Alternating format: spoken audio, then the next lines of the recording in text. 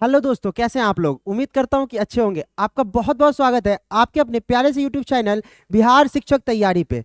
मैं अंकित भारद्वाज आज लेकर आ रहा हूं अगला लेक्चर आपके बीपीएससी टीआरई 2.0 के फिजिक्स पेपर सॉल्यूशन का।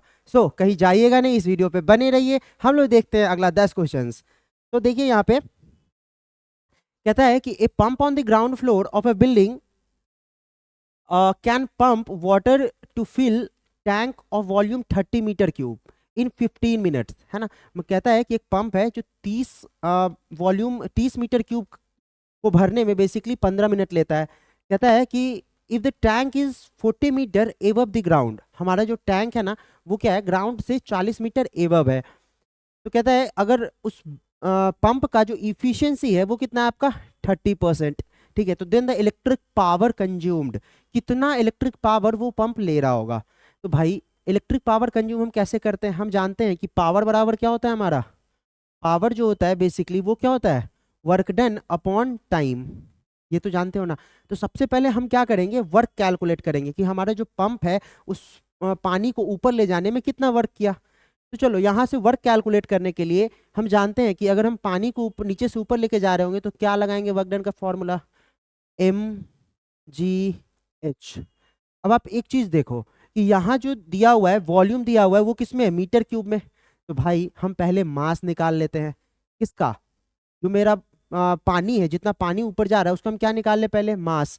तो मास निकालने के लिए हम क्या कर रहे होंगे, इस वॉल्यूम को 30 को किससे गुना कर देंगे, डेंसिटी से, जो कि डेंसिटी कितना होता है बताइए जरा, 10⁻³ kg पर मीटर क्यूब, है ना। तो इसको आप किससे गुना कर दोगे, 10⁻³ से। तो देखो ये हमारा क्या हो गया, मास। अब जी का वैल्यू हमें पता है, जी का वैल्यू कितना होता है 9.8, ये तो आपको पता ही होगा, है ना। आप देखो एक चीज, टाइम, जो हमारा टाइम लग रहा है बेसिकली 15 मिनट लग रहा है। तो भाई 15 मिनट कितना वक्त होता है, अगर हम इसको सेकेंड में बदले तो 15 अगुने कितना कर देंगे 60, तो 15 छक्का 90, दैट इज 900 सेकेंड। क्या आ रहा है समझ में। आप देखो यहाँ से कहता है क्या चाहिए कि if the tank is 40 metre above, height कितना है मेरा 40 मीटर।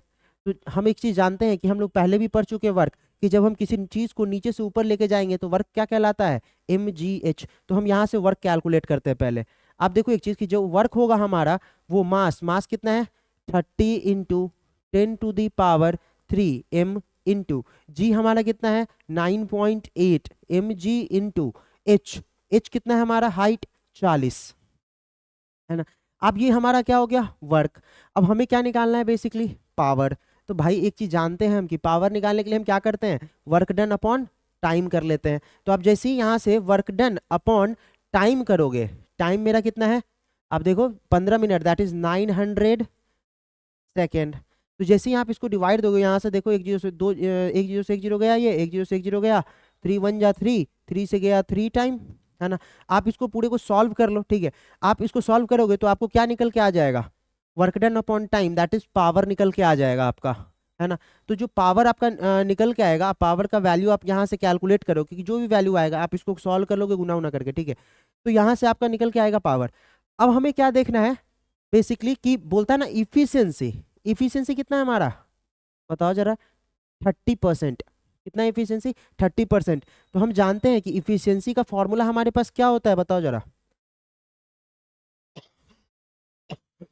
इफिशियंसी का जो फॉर्मूला होता है बेसिकली वो क्या होता है, देखो आप इनपुट, जो पावर हम इनपुट देते हैं अपॉन पावर आउटपुट, है ना। तो हम क्या करेंगे बेसिकली, जो इनपुट दे रहे हैं वो बाई आउटपुट, हमें आउटपुट कितना मिल रहा है वो हमारा क्या दे देगा, इफिशियंसी। तो हम यहाँ से क्या कर लेंगे, इसको सॉल्व कर लेंगे, है ना। जैसे ही आप इसको सॉल्व करोगे यहाँ से, तो आपको क्या मिलेगा देखो जरा, इनपुट बाय इफिशियंसी बेसिकली कितना है मेरा 0.3। इफिशियंसी जो है बेसिकली 0.3 है, क्योंकि 30% है तो 30/100 करेंगे तो क्या हो जाएगा हमारा 0.3। तो यहाँ से जो भी पावर मेरा निकल के आएगा ये, है ना, आप क्या करोगे पावर को किससे गुना कर दोगे 0.3 से। और जैसे ही इसको गुना करके आप सॉल्व करोगे तो वो हमें क्या दे देगा, सॉरी ये आउटपुट बाय इनपुट होता है ना, आउटपुट बाय इनपुट होता है ना। तो जैसे ही आप इसको सॉल्व करोगे तो आपको क्या दे देगा ये, है ना, बेसिकली ओवरऑल पावर जो कंज्यूम हुआ होगा। तो बताओ जरा इसमें से जब आप इसको सॉल्व कर रहे होगे तो ए ऑप्शन जो आएगा वो आपका आंसर होगा। क्लियर है, आप इसको प्रॉपर तरीके से सॉल्व करोगे तो समझ में आ जाएगा, ठीक है। अगला क्वेश्चन हम लोग देखते हैं, चलिए। कहता है in an atom electron revolves in a circular orbit. किसी एटम के अंदर जो हमारा इलेक्ट्रॉन है ना, वो किस ऑर्बिट में घूम रहा है? सर्कुलर ऑर्बिट में घूम रहा है, ठीक है। तो कहता है कि जिसका रेडियस दिया हुआ है 0.53 एंगस्ट्रॉन। आप जरा बताओ, रेडियस का फॉर्म, रेडियस दिया हुआ है कितना आपका? 0.53 एंगस्ट्रॉन। 1 एंगस्ट्रॉन जो होता है बेसिकली वो 10⁻⁻10 मीटर होता है। कितना होता है? 10⁻⁻10 मीटर। तो हम क्या कर रहे होंगे, इस -10 को यहाँ पे गुना कर देंगे, तो आप इसे किसी में कन्वर्ट कर लोगे, मीटर में। तो ये आपका रेडियस निकल गया। अब फिर हमें क्या करना है? कहता है कि विद वेलोसिटी ऑफ ये, तो वेलोसिटी कितना दिया हुआ है आप देखो जरा, 2.2 इंटू 10⁻6 मीटर पर सेकेंड। ये आपका वेलोसिटी दिया हुआ है ना। अब देखो एंगल जो कह रहा है, एंगल वो कितना दिया हुआ है? एंगल जो है हमारा वो कितना दिया हुआ है? 30 डिग्री, है ना। और कहता है कि इलेक्ट्रॉन का जो मास है वो 9 × 10⁻⁻31 kg है, ठीक है। तो हमें क्या कैलकुलेट करना है? Angular momentum. जो एंगुलर मोमेंटम का एल का जो फॉर्मूला होता है वो क्या होता है बेसिकली? mvr sin theta. आप क्या करो, इस फॉर्मूला का यूज करो, इसके अंदर वैल्यू वैल्यू डालोगे तो यहाँ से बताओ जरा एंगुलर मोमेंटम कितना हो जाएगा मेरा। मास कितना दिया हुआ है? 9 × 10⁻31 ये हो गया मास। वी कितना है मेरा? 2.2 इंटू 10⁻6, है ना, इंटू आर जो दिया हुआ है ये वाला 0.53 इंटू 10⁻⁻10, ठीक है। और उसके बाद एंगल दिया हुआ है साइन 30 डिग्री, साइन 30 डिग्री। जब आप इस पूरे को सॉल्व करोगे, है ना, तो जो आपका वैल्यू निकल के आ रहा होगा ये वाला बी ऑप्शन आएगा। आप इसको सॉल्व करके देखोगे तो, ठीक है। आ रहा समझ में? आप इसे सॉल्व करके पूरा एक बार देख लेना, है ना, कि क्या कितना वैल्यू आता है। आप सॉल्व करके देखोगे तो बी ऑप्शन आंसर आएगा। क्लियर है? चलिए देखते हैं अगला क्वेश्चन। कहता है कि linear and angular momentum of the rigid body not changing with the time. अब बताओ जरा, लीनियर मोमेंटम भी नहीं चेंज हो रहा है और एंगुलर मोमेंटम भी नहीं चेंज हो रहा है, इसका मतलब बॉडी किस इक्विलिब्रियम में है? भाई मोमेंटम चेंज नहीं हो रहा है, मतलब उस पर फोर्स लगा ही नहीं रहे हम लोग कुछ भी, है ना। तो बेसिकली वो जो बॉडी होगा वो क्या किस में होगा? मैकेनिकल इक्विलिब्रियम में, ठीक है। अब चलते देखते हैं अगला क्वेश्चन। कहता है the bottom of the ship is made heavy to keep the centre of gravity, है ना। देखो यार, बॉटम जो होता है ना शिप का, उसको हम लोग क्या करते हैं ना, बेसिकली भारी बनाते हैं। तो उसका जो सेंटर ऑफ ग्रेविटी होगा वो किधर की तरफ होगा, है ना।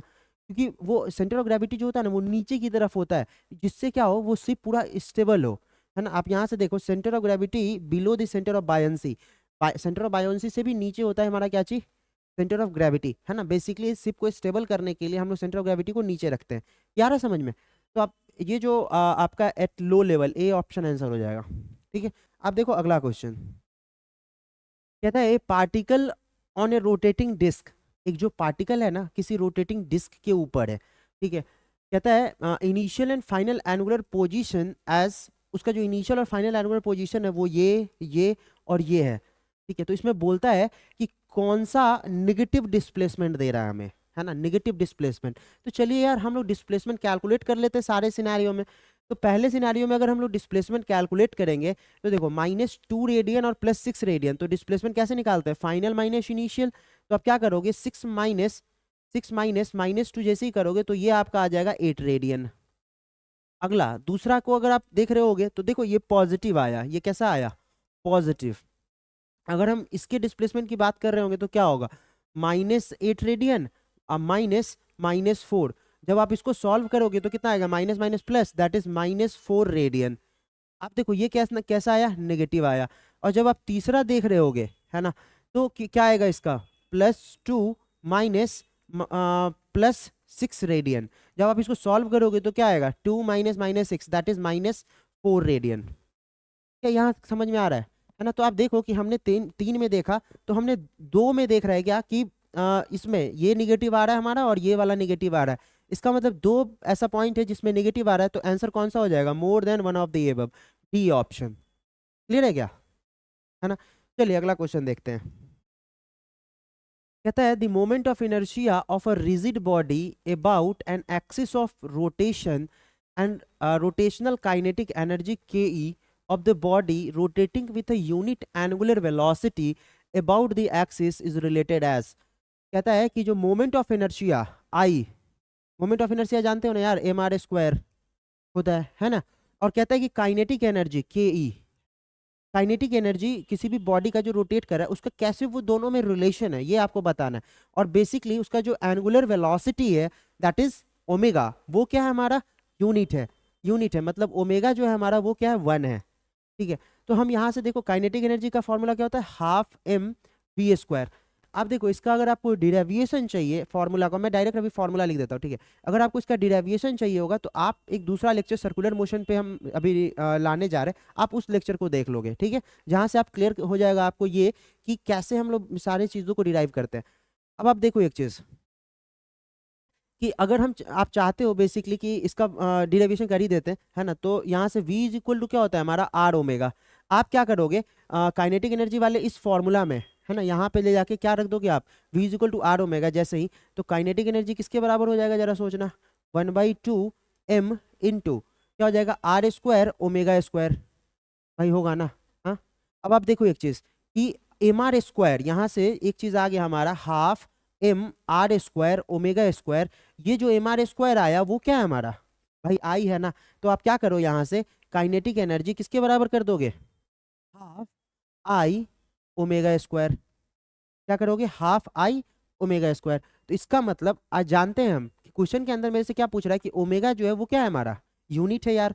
तो ओमेगा के जगह हम क्या वैल्यू डाल दें यहाँ से, 1। तो जो मेरा काइनेटिक एनर्जी आ जाएगा वो क्या होगा, हाफ आई इंटू 1 का स्क्वायर, 1 का स्क्वायर। तो यहाँ से बताओ जरा कि काइनेटिक एनर्जी और आई में क्या रिलेशन है, 2ke बराबर क्या हो जाएगा हमारा आई, मतलब जो मोमेंट ऑफ इनर्शिया आई है और जो काइनेटिक एनर्जी है दोनों में क्या रिलेशन है, आई बराबर 2ke, that is a option answer. आ रहा है समझ में। चलिए देखते हैं हम लोग अगला क्वेश्चन। कहता है द एनर्जी ऑफ 484 जूल, है ना, एनर्जी जो बेसिकली है वो कितना है 484 joule, spent in increasing the speed of A flywheel, है ना, एक हमारे पास फ्लाईव्हील है जिसके स्पीड को हम क्या कर रहे हैं, बढ़ा रहे हैं। कितना बढ़ा रहे हैं, तो 60 आरपीएम से 360 आरपीएम कर रहे हैं। मतलब आरपीएम का क्या मतलब होता है, देखो यहाँ से 1 आरपीएम बेसिकली होता है 2π/60, कितना बार हम लोग रिवॉल्यूशन कर रहे हैं 1 मिनट के अंदर, वो चीज़ है ना। तो अब 60 आरपीएम से हम लोग क्या कर रहे हैं, 360 आरपीएम कर रहे हैं। तो पहले एक चीज देखो जरा, ओमेगा इनिशियल क्या है मेरा, 60 आरपीएम। तो 60 आरपीएम को जब आप कन्वर्ट करोगे इसमें ओमेगा में, सॉरी मतलब बेसिकली अगर हम आरपीएम में बात करते तो 60 होता है, अगर हम ओमेगा में कन्वर्ट करें तो किससे गुना करना पड़ेगा मेरा, 2π/60 से। अब देखो 60 से 60 जैसे ही काटोगे तो क्या हो जाएगा मेरा 2π।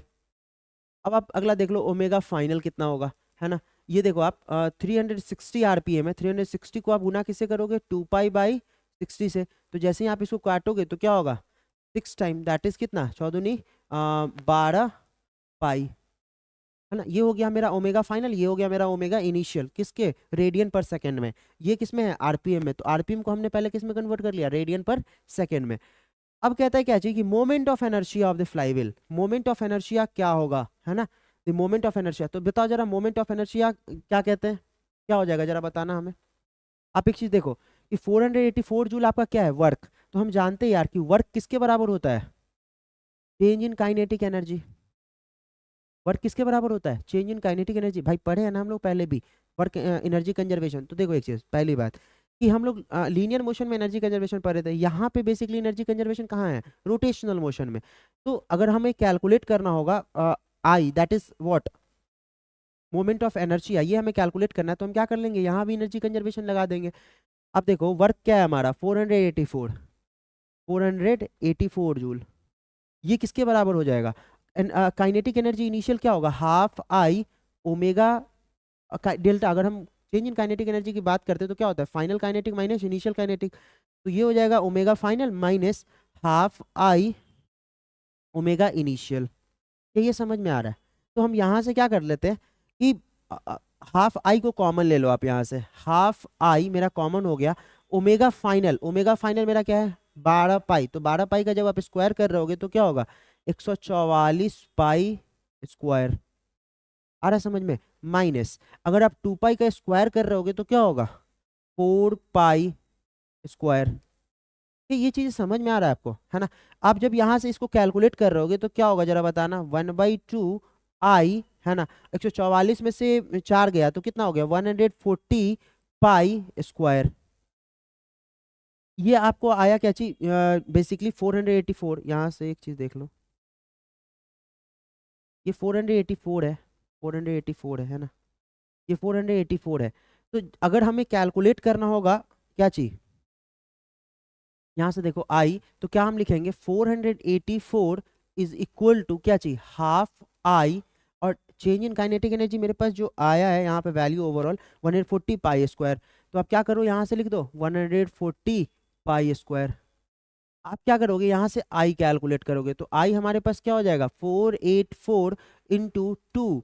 अब आई कितना, 140 गुने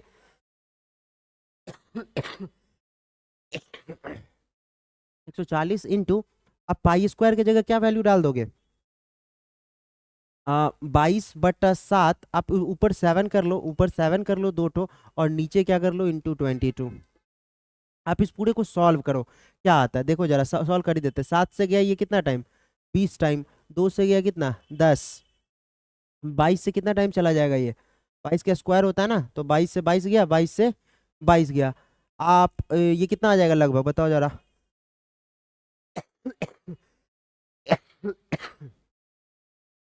हाँ 7/10, दैट इज 0.7 kg। और कुछ तबीयत ठीक नहीं लग रहा थोड़ा सा, इस वजह से प्रॉब्लम हो रहा है ना। आप देखो यहाँ से 0.7 kg, आई का यूनिट क्या होता है, एमआर स्क्वायर होता है ना यार, केजी मीटर स्क्वायर, आप देख लो ऐसा, है ना। तो अब यहाँ से जब इसको देखोगे तो कौन सा आंसर हो जाएगा आपका, 0.7 kg मीटर स्क्वायर। ठीक है, चलिए हम लोग अगला क्वेश्चन देखते हैं। यहाँ से देखो, the angular speed of the motor wheel is increase from 1200 RPM to 3120 RPM. जो एंगुलर स्पीड है बेसिकली, वो कहाँ से कहाँ जा रहा है, 1200 आरपीएम से बेसिकली 1200 आरपीएम से 3120 आरपीएम जा रहा है, कितने देर में, 16 सेकेंड में। ठीक है, तो कहता है क्या चीज, that it's uniform angular acceleration would be. तो आपको क्या निकालना है इसका, एंगुलर एक्सेलरेशन, है ना। अब आप एक चीज नॉर्मल सोचो कि एक्सेलरेशन क्या होता है, rate of change of velocity हम लोग पढ़े थे। तो भाई जब लीनियर में हम लोग rate of change of velocity पढ़ते हैं तो क्या रोटेशन में rate of change of velocity नहीं होगा, तो यहाँ भी वही चीज़ होता है ना। तो अगर हम एक्सेलरेशन की बात करते हैं तो हम इसको ऐसे नहीं लिख सकते, omega final minus omega initial upon क्या चीज, टाइम। अब जरा बताओ कि जो मेरा ओमेगा फाइनल है वो किस में है, आरपीएम में है। तो भाई आरपीएम को हम पहले किस में कन्वर्ट कर लेते हैं, रेडियन पर सेकेंड में। तो यहाँ से अगर हम डिस्कस करें ऐसे, ओमेगा इनिशियल की बात पहले कर लेते हैं। तो ओमेगा इनिशियल को अगर हम लोग रेडियन पर सेकेंड में बदलेंगे तो क्या होगा, 1200 इंटू क्या चीज, 2 पाई/60, है ना। तो आप यहाँ से ऐसे काटोगे, 60 से 60 गया, 6 से गया 20, तो ये कितना हो गया बेसिकली 40 पाई, है ना। अब अगर हम ओमेगा फाइनल कैलकुलेट करने चले तो क्या हो जाएगा हमारा, 3120 गुने 2 पाई/60। अब यहाँ से देखो गया, ये गया 6 से गया, 6 पंचे 30, 6 दूनी 12, ये कितना हो गया हमारा, इसको जब सॉल्व करोगे तो कितना हो जाएगा, 52 दूनी 104 पाई। आ रहा है कुछ समझ में। तो इस तरीके से हमने क्या किया, इस दोनों को कैलकुलेट किया, ओमेगा फाइनल ओमेगा इनिशियल निकाला। तो अगर हमें ए निकालना है तो हम क्या करेंगे, ओमेगा फाइनल कितना 104 पाई में से हम कितना घटा देंगे, 140 sorry 40 pi upon time, time कितना रख देंगे, 16 सेकेंड। जब आप इसे पूरा सॉल्व करोगे, है ना, तो आपको देख ही लेते सॉल्व करके कितना आ जाएगा बताओ जरा, ये 64 पाई अपॉन 16 आएगा क्या, 16 से काटोगे तो 16 चौका 64, 4 पाई। तो जो आपका एक्सेलरेशन आ गया यहाँ से, हम यहाँ लिख देते हैं ना, जो आपका एक्सेलरेशन आएगा वो क्या आ जाएगा, 4 पाई रेडियन पर सेकेंड स्क्वायर। ठीक है, तो जो आपका आंसर होगा बेसिकली वो ए हो जाएगा, है ना। देखो यार नॉर्मल सी बात है कि लीनियर में एक्सेलरेशन वेलोसिटी हम लोग जैसे निकालते हैं ना, उसी तरीके से हम लोग रोटेशनल में भी निकाल रहे होते हैं। सिमिलर डिट्टो वही फॉर्मूला लगता है जो हम नहीं पढ़े थे, एस बराबर UT plus half it square, V square बराबर U square plus 2ac, V बराबर यू प्लस 80। सिमिलर हम वही सारे फॉर्मूलाज को यहाँ भी यूज कर रहे होंगे, आप देखो। चलो अगला क्वेश्चन देखते हैं।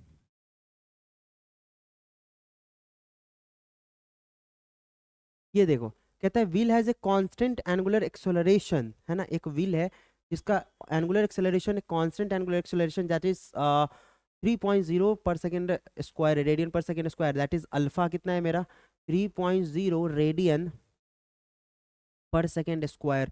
ठीक है, फिर कहता है कि during 4 second interval, 4 second interval के बीच में जो टाइम है हमारा, वो टाइम कितना है मेरा 4 सेकेंड है।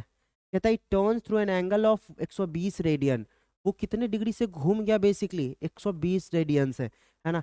तो ये देखो 120 रेडियन घूमना, मतलब देखो आप नॉर्मल ऐसे सोच सकते हो, ये हमारा अगर सर्कल है सपोज, तो यहाँ पर अगर पहले था ये, है ना, तो ये 120 से घूम गया, मतलब यहाँ आ गया होगा, तो ये जो हो गया यहाँ से थीटा, आप इस थीटा को क्या बोलते हो, एंगुलर डिस्प्लेसमेंट, क्या बोलते हो, angular displacement, that is theta. Theta हमारा कितना है 120 रेडियन। तो कहता है its initial angular speed at T is equal to zero, है ना। कहता है t is equal to zero पे इसका इनिशियल एंगुलर स्पीड क्या होगा। आप नॉर्मली सोचो कि हमें क्या दिया हुआ है, एक्सेलरेशन दिया हुआ है, टाइम दिया हुआ है, और क्या दिया हुआ है, डिस्टेंस दिया हुआ है। तो हमसे क्या पूछ रहा है, एंगुलर स्पीड दिया हुआ है। अगर initial angular speed at T is equal to zero पे, T is equal to zero पे इसका इनिशियल स्पीड क्या होगा, तो अब हम कैसे निकाल सकते हैं।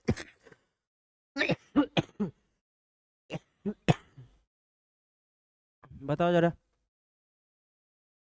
हम लोग कौन सा फॉर्मूला यूज कर ले, क्या ये वाला थीटा बराबर, क्या हम लिख सकते हैं यू, इस बराबर क्या होता है हमारा, ऐसे सोचो, पहले लीनियर की हम बात कर लेते हैं।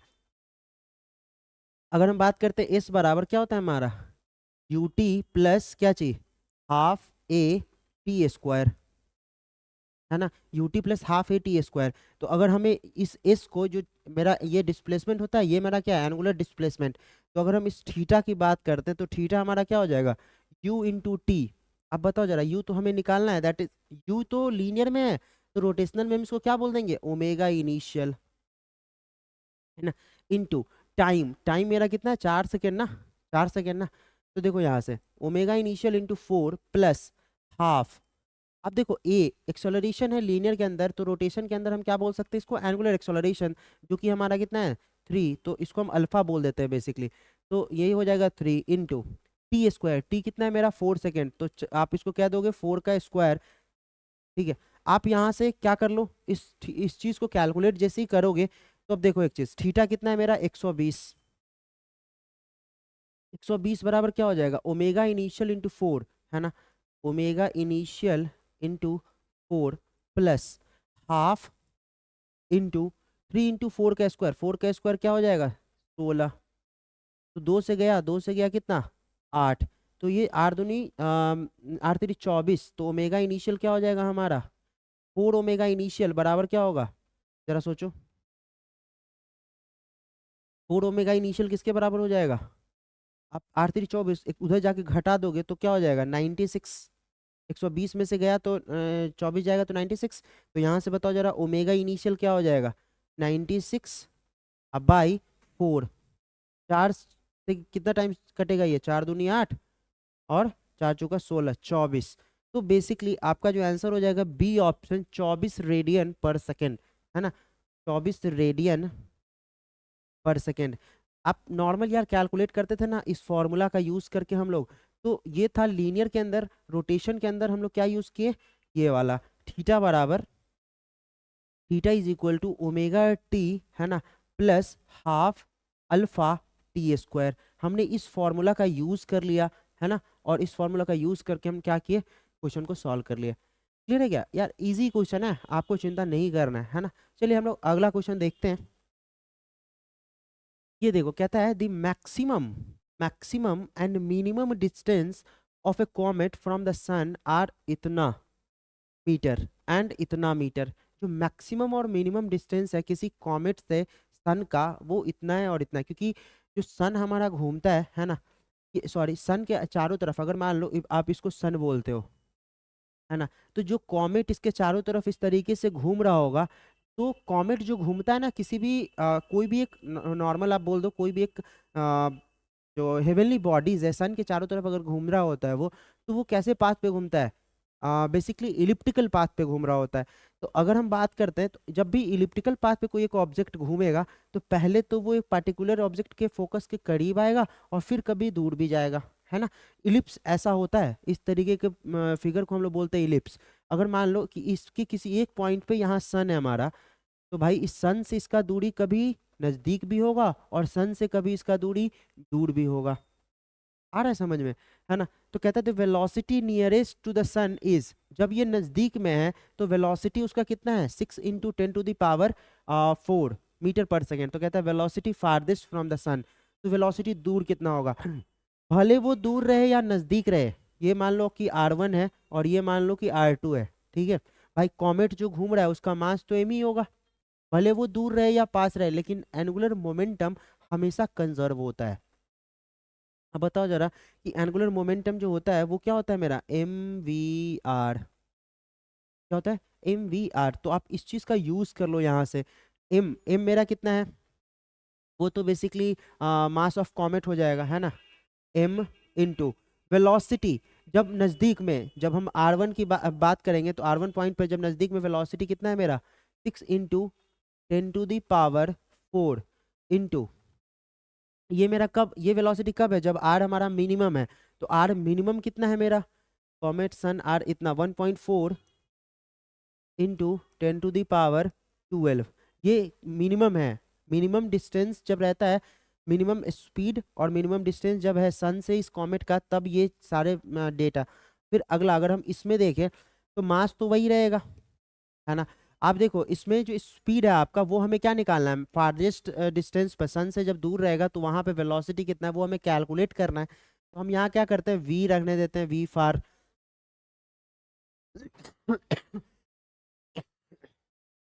अब हमें क्या कह रहा है कि डिस्टेंस जो, वो देखो आप, रेडियस जो है बेसिकली 7 × 10⁻10। आप इस चीज को सॉल्व कर देखो, मास से मास यहाँ गया, तो हमें अगर वी फार कैलकुलेट करना है, मतलब फारदेस्ट पॉइंट पे कितना हमारा क्या होगा वेलोसिटी, तो हम कैसे कैलकुलेट कर रहे होंगे, आप देखो 6 इंटू 10⁻4 इंटू 1.4 इंटू 10⁻12 अपॉन कितना, 7 × 10⁻10। अब जरा सोचो कि जब इसको आप कैलकुलेट करोगे तो नीचे गया डेसिमल, नीचे आया 10। अब बताओ 7 से कितना टाइम्स, 2 टाइम, है ना। आप इस पूरे को एक बार कैलकुलेट करके देखना कितना आता है। आप इस पूरे को एक बार अच्छे तरीके से कैलकुलेट करोगे, है ना, और फिर देखोगे तो जो आपका आंसर होगा वो कितना आ जाएगा, ए ऑप्शन। क्लियर है। तो इस तरीके से हम लोग क्या करते हैं, इसको सॉल्व करके आप देख लेना, ठीक है। अब देखो, तो जो भी हमारा 10 क्वेश्चन था आज का, वो हमने सारा देख लिया, है ना। तो रहने देते हैं आज के लिए इतना ही, फिर मिलेंगे हम लोग अगले एपिसोड में। ठीक है, बाय बाय।